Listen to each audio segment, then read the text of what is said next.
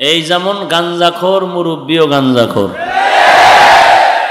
শিষ্য যেমন মানুষের গালি দেয় মুরব্বিও গালি দেয়। শিষ্য যেমন বিড়ি টানে নামাজ পড়ে না, মুরব্বিও নামাজ পড়ে না।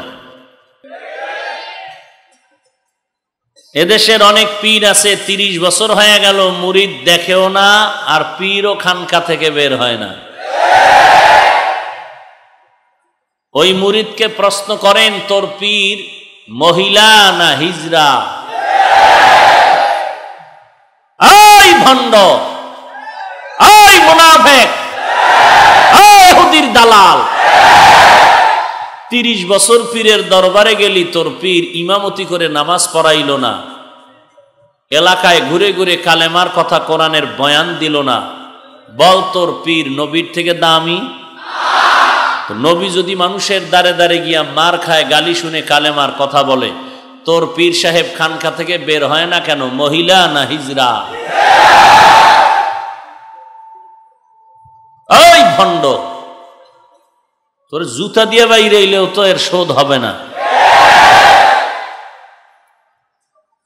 এত মুসলমান নামের কলঙ্ক হইলি কেন? কি পেয়েছো ওই বেঈমানের কাছে? কি পেয়েছো ওই দালালের কাছে? মদের বোতল পেয়েছো, গাঞ্জা পেয়েছো, বেপরদা নারী পেয়েছো।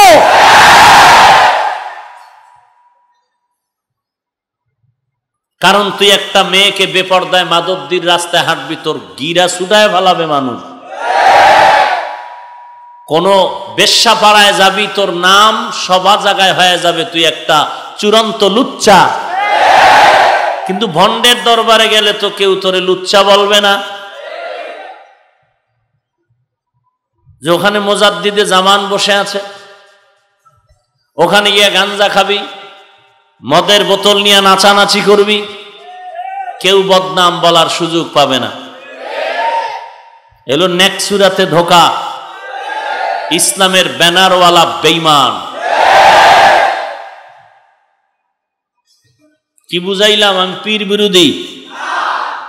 আল্লাহ সব ভাইকে বুঝার তৌফিক দান করুন।